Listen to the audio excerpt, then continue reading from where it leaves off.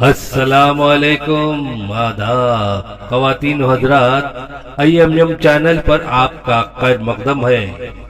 اور محمد اللہ کے آخری رسول ہیں، کیونکہ جب تک رسالت کی فائنلٹی کا تصور ہمارے پاس نہیں آتا اس وقت ہمارا ایمان مکمل نہیں۔ فقط یہ مت سمجھو اللہ کو مان لے رسول کا انکار کرے تبھی مومن نہیں، رسول کو مانے اور رسول کی ختمیت کا انکار کر دے تو بھی مومن نہیں ہو سکتا۔ جس کو ماننا پڑے گا کہ رسول اللہ صلی اللہ علیہ وسلم ہیں۔ یہ تو ہوا ذاتی اعتبار سے کہ رسول اللہ صلی اللہ علیہ وسلم کی جو نبوت تھی وہ ذاتی نبوت تھی، اور دیگر پیغمبروں میں جو نبوت تھی وہ عرض کے اعتبار سے نبوت تھی۔ پھر ہم دیکھتے ہیں زمانے کے اعتبار سے آپ دیکھیے تو وہاں بھی رسول اللہ صلی اللہ علیہ وسلم کی ختمیت ثابت ہوتی ہے کہ رسول اللہ صلی اللہ علیہ وسلم نے فرمایا کہ مجھے سب سے پہلے پیدا کیا گیا اور مجھے سب سے آخر میں بھیجا گیا ہے۔ اس واسطے تمام پیغمبروں کی کتابوں میں لکھا ہوا ہے رسول نبی آخر الزمان۔ تو معلوم یہ ہوا آخر زمانہ کہاں سے شروع ہو رہا ہے۔ لوگ اعتراض بھی کرتے ہیں کہ زمانہ ابھی آخر نہیں ہوا، میں تو قیامت کے قریب آخر ہونے والا ہے۔ ہم یہ کہتے ہیں کہ نہیں، رسول اللہ صلی اللہ علیہ وسلم کی نبوت شروع ہوئی، زمانے کا آخری حصہ وہاں سے شروع ہو گیا۔ اسی لیے تورات میں انجیل میں کیا آیا ہوا ہے، نبی آخر الزمان آیا ہوا ہے۔ تو آخر زمانے کی ابتدا کہاں سے ہوتی ہے؟ رسول اللہ صلی اللہ علیہ وسلم کی پیدائش سے ہو رہی ہے۔ اور پھر رسول اللہ نے فرمایا وہ استوانا والساعۃ کہاتین، میں اور قیامت ایسے پیدا ہوئے، دونوں انگلیوں کو، بیچ کی انگلی کو اور کلمے کی انگلی کو ملایا اور لوگوں کو بتایا کہ میں اور قیامت ایسے پیدا ہوئے ہیں، 19-20 کا تھوڑا سا فرق باقی ہے، پہلے میں آ گیا ہوں، اس کے بعد میں قیامت آنے والی ہے۔ تو معلوم یہ ہوا آخر زمانے میں جو پیغمبر ہیں وہ کب سے شروع ہوئے ہیں؟ رسول اللہ صلی اللہ علیہ وسلم کے جب سے ہی، حضور صلی اللہ علیہ وسلم کے جب سے ہی وہ آخر زمانہ شروع ہوا۔ آخری پیغمبر ہم جس کو کہتے ہیں وہ حضور محمد مصطفیٰ صلی اللہ علیہ وسلم۔ یہ ہوئے آپ کے دلائل کہ جن کو ہم کہہ سکتے ہیں کہ ان لوگوں کے لیے ہو سکتے ہیں جو انکار کرتے ہیں، ورنہ ہم لوگ جو ماننے والے ہیں البتہ ان کو ذرا تقویت مل جاتی ہے کہ سب دلائل بھی ہمارے پاس موجود ہیں۔ پر یاد رکھو دلیل سے ایمان نصیب نہیں ہوتا، دلیل سے ایمان نصیب نہیں ہوتا۔ جو دلیل پوچھتا ہے کبھی کبھی ذلیل بھی ہو جاتا ہے۔ بے شک ہاں، دلیل پوچھو، پہلے ایمان لاؤ پھر دلیل پوچھو، یہ ایمان کی بات ہے۔ اللہ تبارک و تعالیٰ سے ابراہیم علیہ السلام نے پوچھا ربی ارینی کیف تحیی الموتیٰ، اے اللہ مجھے تو بتا مردوں کو کیسے زندہ کرتا ہے۔ فوراً اللہ نے وہی بات کہی اولم تؤمن، کیا تجھے ایمان نہیں ہے؟ مطلب یہ کہ ایمان نہیں، لاکھ دلیلیں دے دوں تو ماننے والا کب ہے؟ اور اگر مانتا ہے، ایمان موجود ہے، ایک ہی دلیل انسان کے لیے کافی ہو جاتی ہے، ایک ہی دلیل کافی ہو جاتی ہے۔ تو اللہ ابراہیم علیہ السلام نے فرمایا بلا، ارے ایمان کی کیسی بات نہیں، تو جو بولتا ہے مجھے منظور ہے، بلا ولکن لیطمئن قلبی، صرف بات اتنی ہے کہ میں اپنے دل کو تسلی دلانا چاہتا ہوں، ایمان تو ہے مجھے۔ اسی لیے دلیل سے تو ایمان لایا ہی نہیں جا سکتا۔ کیوں؟ اس لیے کہ کبھی دلیل سے ایمان لا لیے، اس سے بہتر دلیل کوئی پیش کر دیا تو پھر وہ ایمان ڈلڈل ہو جاتا ہے، وہ ایمان پھر ڈلڈل ہو جاتا ہے۔ یقین پیدا کرو، یقین ہی ایمان کا نام ہے، یقین ہی ایمان کا نام ہے۔ الایمان الیقین کلہ، فرمایا کہ ایمان کیا ہے؟ ارے یقین کا نام ہے، اور یہ یقین کی دولت ہم کو سکھائی تو کس نے سکھائی؟ یاد رکھیے ہم سب غلام ہیں، ہم سب خاری رسول اللہ صلی اللہ علیہ وسلم کے سب سے بڑے یقین کی دولت کو ہی میں محمد کے نام سے یاد کرتا ہوں۔ جب غار حرا میں وحی آئی تو کس نے یقین دلایا تھا؟ کس نے یقین دلایا تھا؟ رسول اللہ صلی اللہ علیہ وسلم کے قلب اقدس پر کہ یہ آنے والی وحی ہے، تجھے پیغمبر بنایا گیا ہے۔ کس نے یقین دلایا تھا کہ تم نہ باہر نکلو، کلمے کو عام کرو، لیظہر الدین علی الدین کلہ، تاکہ تمہارے دین کو تمام ادیان پر غالب کر دیا جائے گا۔ جہاں رسول اللہ صلی اللہ علیہ وسلم کو رہنے کے لیے جگہ نہیں، جہاں رسول اللہ صلی اللہ علیہ وسلم پر پتھر مارے جا رہے ہیں، جہاں رسول اللہ صلی اللہ علیہ وسلم کو ستایا جا رہا ہے، جہاں رسول اللہ صلی اللہ علیہ وسلم کو گھر میں پناہ دینے والا کوئی نہیں ہے، مار پیٹ ہوتی ہے تو بچانے والا کوئی نہیں، اونٹ کی اوجھلی ڈالی جاتی ہے، وہاں اللہ کہتا ہے کہ ہم نے تم کو ہدایت دے کر بھیجی اور دین حق دے کر بھیجا، یظہرہ علی الدین کلہ، تاکہ تمام ادیان پر آپ اس دین کو غالب کر دیں۔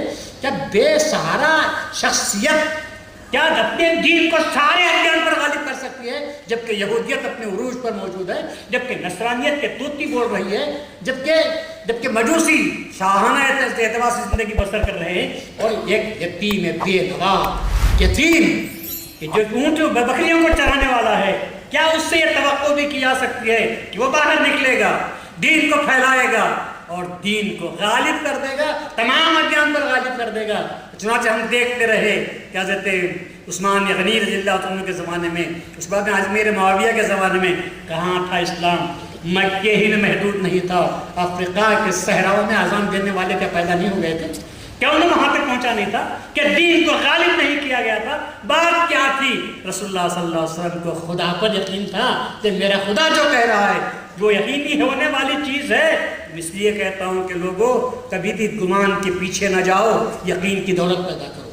اگر آپ اسلام پر یقین ہے تو مسلمان رہو، اگر اسلام پر یقین نہیں ہے تو کسی اور مذہب کو اختیار کر لو، اور مذہب کو اختیار کر لو، مگر اسلام میں رہ کر اسلام پر رکھنا اندازی مت کرو، رسول کو مان کر رسول اللہ صلی اللہ علیہ وسلم پر اعتراض مت کرو، رسول کی روح کو مجروح کرنے کی کوشش نہ کرو۔ یقین کی دولت ہمارے پاس موجود ہے، یقین کی دولت پیدا کرو، بات سمجھ میں آئے کہ نہ آئے، آج رسول نے فرما دیا تو ہمارے لیے یقین ہو جانا چاہیے۔ سوچو بھی مت کہ کیا کہا ہے، ایسا ہو بھی سکتا ہے کہ نہیں، رسول نے جو فرما دیا تو ہم کو حرز جان بنا لینا چاہیے، سمجھ لینا چاہیے کہ یہی ہماری نجات کا ذریعہ ہے، یہی وہ چیز ہے کہ جس سے دنیاوی مشکلات ہمارے دور ہو سکتے ہیں، یہی وہ چیز ہے کہ جس سے اللہ تعالیٰ کی رضامندی ہم کو نصیب ہو سکتی ہے۔ رسول اللہ، آج ہماری بے بسی کی حالت یہی ہے کہ ہم نے رسول اللہ صلی اللہ علیہ وسلم کی سیرت کو آج کے زمانے کے تقاضوں کے تحت ہم نے نہیں پڑھا، ایک تاریخ کے طور پر پڑھا ہے۔ یاد رکھو، رسول تاریخ نہیں تھا، خاص بات کہہ رہا ہوں، رسول ایک تاریخ نہیں تھا، تاریخ ماضی کے اندھیروں میں گم ہونے والی چیز کا نام ہے، ماضی کے اندھیروں میں گم ہونے والی چیز کا نام تاریخ ہے۔ رسول ایک تحریک تھا، اٹ واز اے مومنٹ، ایک تحریک۔ کیا تحریک تھی؟ میں تحریک دے رہا ہوں، یہ مشل دے رہا ہوں، تم جہاں کہیں جاؤ زمانے تمہارے قدم چومنے کے لیے تیار ہیں، یہ تحریک لے کر آگے بڑھو۔ اسلام ایک تحریک کا نام ہے، محمد مصطفیٰ صلی اللہ علیہ وسلم تحریک کا نام ہے۔ ہم پڑھتے ہیں تاریخ رسول کی سیرت کو تو تاریخ سمجھ کر پڑھتے ہیں۔ رسول اللہ پیدا ہوئے، رسول اللہ صلی اللہ علیہ وسلم مکے میں پھرتے تھے، رسول اللہ کو لوگوں نے ستایا، رسول اللہ نے ہجرت کی، یہ تاریخ ہے، اور تاریخ اپنے اندھیروں میں گم ہونے والی چیز کا نام، اور تاریخ کے پڑھنے والے بھی اندھیروں میں گم ہو جاتے ہیں۔ اور تاریخ کو تاریخ مت پڑھو، رسول کی سیرت کو تحریک بنا کر پڑھو، تو آپ کو رسول کی سیرت آپ کو متحرک کر دے گی۔ آپ جامد کو رسول کی سیرت ہلانے والی نہیں ہے، متحرک کو حرکت دینے والی چیز ہے۔ جذبہ پیدا کرو کہ رسول اللہ صلی اللہ علیہ وسلم نے ہجرت کی تھی، ہم پر ہجرت فرض نہیں ہو سکتی۔ اگر حالات ہمارے خراب ہو جائے، وہیں مریں گے، وہیں سڑیں گے، جوتے کھاتے رہیں گے، یا یہ کہ ہمیں حرکت پیدا ہونی چاہیے۔ اگر آپ ہندوستان میں رہتے ہوئے اگر آپ کو محسوس ہوتا ہو کہ ہم مسلمان کی حیثیت سے زندگی بسر کر نہیں سکتے، ہمارے واسطے رکاوٹیں پیدا کی جا رہی ہیں، تو کیا رسول اللہ صلی اللہ علیہ وسلم نے مکے کی زمین پر زندگی کیسی بسر فرمائی ہوگی؟ کیا آپ نے اپنے آپ کو ان مشرکوں کے ساتھ اپنے آپ کو ملا لیا، یا انہیں کہ اپنے آپ کو بالکل اپنے الگ مقام پر باقی رکھا؟ آپ نے بتایا کہ دیکھو، اگر یہ کثرت میں ہے اور اگر یہ شدت پہ اتر آئے ہیں، تشدد پر آئے ہیں، تو دار ارقم کو ڈھونڈو جہاں پر اپنا مشن جاری رہ سکے۔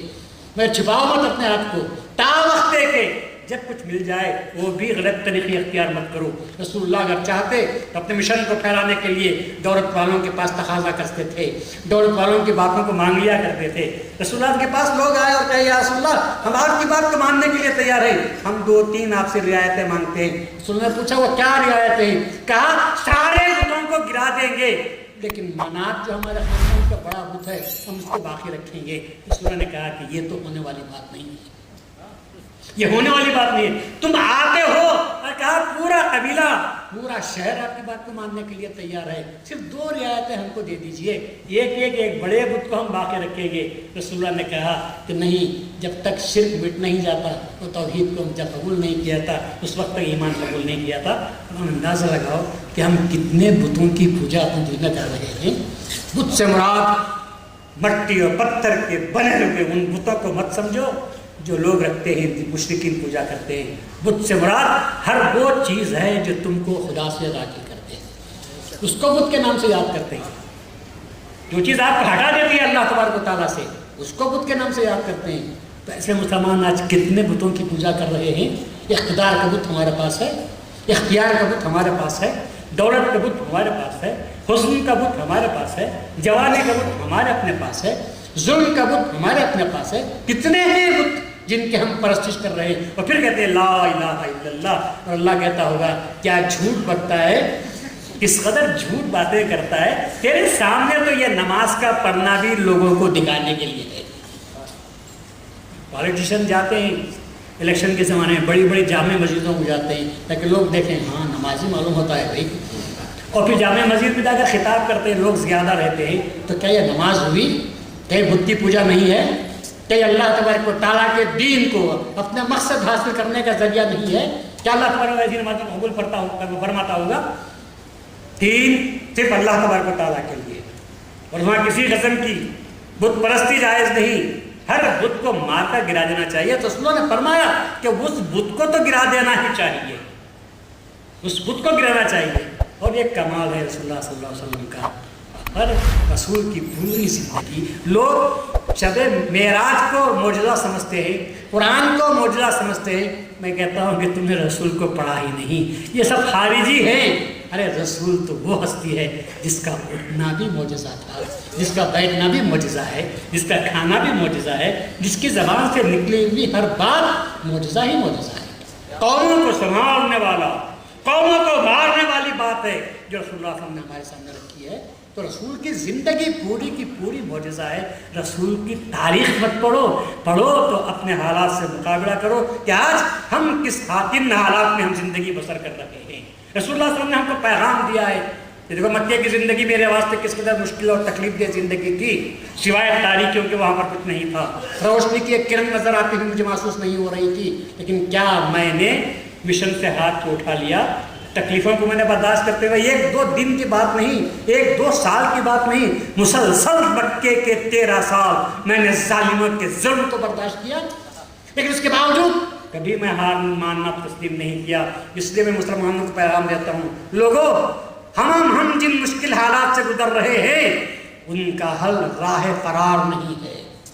یہ بزدلی کا کام ہے کہ ہم راہ فرار اختیار کر لیں. رسول اللہ صلی اللہ علیہ وسلم نے 13 سال مشکلات میں گھرے ہوئے, ایک ایسی ہستی چاروں طرف سے تیروں کی بوچھار, اور رسول اللہ صلی اللہ علیہ وسلم ٹس سے مس نہیں ہوتے. رسول اللہ صلی اللہ علیہ وسلم اپنے مشن سے باز نہیں آتے. رسول اللہ صلی اللہ علیہ وسلم نرمی پیدا نہیں کرتے, اپنی جگہ پر باقی ہیں. پھر دوسرا اس فرقے نے کہا, اس طبقے نے کہا کہ ایک ہم بت کو مٹا دیں, نہیں مٹاتے تو کیا مٹانا پڑے گا. دوسرا یہ کہا کہ نماز معاف کر دیجئے, نماز معاف کر دیجئے. رسول اللہ نے فرمایا اس دین میں کوئی بھلائی نہیں جس میں نماز نہیں ہے, اس دین میں کوئی بھلائی نہیں جس میں نماز نہیں. میں نماز کو کیسے معاف کر سکتا ہوں؟ نماز سے بغیر دینداری تمہارے میں کیسے پیدا ہو سکتی ہے؟ نماز کے بغیر اللہ تعالیٰ کی عظمت کا احساس تمہیں کیسے پیدا ہو سکتا ہے؟ نماز کے بغیر تمہاری انا کیسے بھر سکتی ہے؟ تمہارا میں پنا, جو اپنے آپ کو تم سمجھتے ہو کہ میں ہوں. اللہ تعالیٰ کو سب سے بڑا غصہ آتا ہے جب بندے کی زبان سے میں کا لفظ سنتا ہے. وہ کہتا ہے میں کہنے کا حق صرف مجھے ہے اور مجھے رہے گا. تو کل تک ماں کے پیٹ میں تھا, میں بول نہیں سکتا تھا. منہ سے زبان سے بات کرنے آنے تک تو میں بول نہیں سکتا تھا. 2 سال کے بعد 3 سال کے بعد تجھے میں بولنا آیا, اور پھر اس کے بعد مرنے سے پہلے تیری زبان کو ہم بند کرتے ہیں تو میں بول نہیں سکتا. اور مرنے کے بعد ہم آ کر پوچھتے ہیں کہ بھائی تم کون ہو, تو میں کر کے بول نہیں سکتا. میں بولنے والا ہوں, میں جو ازل سے کہتا ہوں اور اب تک کہتا رہوں گا. تو میں کہنے کا حق صرف اللہ تبارک و تعالیٰ کو ہے, ہم کو میں کہنے کا حق نہیں. رسول اللہ نے کبھی نہیں کہا میں کے لفظ رسول اللہ نے استعمال نہیں کیا، عبداللہ کے لفظ استعمال کیے ہیں۔ میں اللہ کا بندہ ہوں، میں کیا کر سکتا ہوں؟ اللہ نے جو دیا ہے، اللہ نے جو کہا ہے، اس واسطے قرآن میں بھی اللہ نے کہا انزل علی عبدہ، اللہ تبارک و تعالیٰ نے معراج میں تشریف لے گئے تو یہ نہیں کہا سبحان الذی اسریٰ بمحمد سبحان الذی اسریٰ بنبیہ۔ اللہ اللہ